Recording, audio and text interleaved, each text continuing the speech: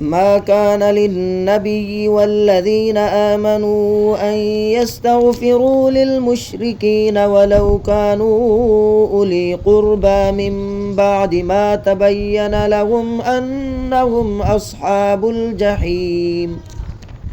یہ بات نہ تو نبی کو زیب دیتی ہے اور نہ دوسرے مومنوں کو کہ وہ مشرکین کے لیے مغفرت کی دعا کریں چاہے وہ رشتہ دار ہی کیوں نہ ہوں، جبکہ ان پر یہ بات پوری طرح واضح ہو چکی ہے کہ وہ دوزخی لوگ ہیں۔ وَمَا كَانَ اسْتِغْفَارُ إِبْرَاهِيمَ لِأَبِيهِ إِلَّا عَن مَّوْعِدَةٍ وَعَدَهَا إِيَّاهُ فَلَمَّا تَبَيَّنَ لَهُ أَنَّهُ عَدُوٌّ لِّلَّهِ تَبَرَّأَ مِنْهُ إِنَّ إِبْرَاهِيمَ لَأَوَّاهٌ حَلِيمٌ۔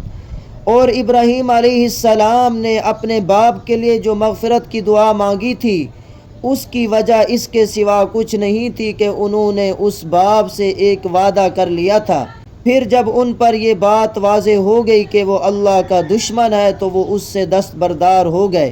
حقیقت یہ ہے کہ ابراہیم علیہ السلام بڑی آہیں بھرنے والے بڑے بردبار تھے۔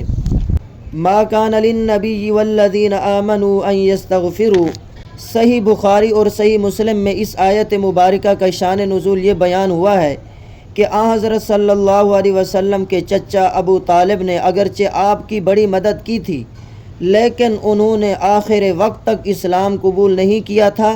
جب ان کی وفات کا وقت آیا تو آن حضرت صلی اللہ علیہ وسلم نے انہیں ترغیب دی کہ وہ کلمہ پڑھ کر مسلمان ہو جائیں، مگر اس وقت ابو جہل وغیرہ نے مخالفت کی اور وہ مسلمان نہیں ہوئے۔ آن حضرت صلی اللہ علیہ وسلم نے اس وقت یہ فرمایا تھا کہ میں آپ کے لیے اس وقت تک استغفار کرتا رہوں گا جب تک مجھے اس سے منع نہ کر دیا جائے۔ چنانچہ اس آیت نے آپ کو ان کے لیے استغفار سے منع فرما دیا۔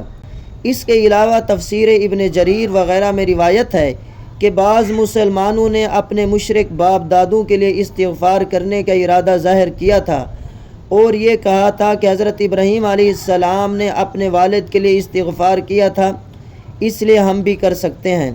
اس پر یہ آیت مبارکہ نازل ہوئی۔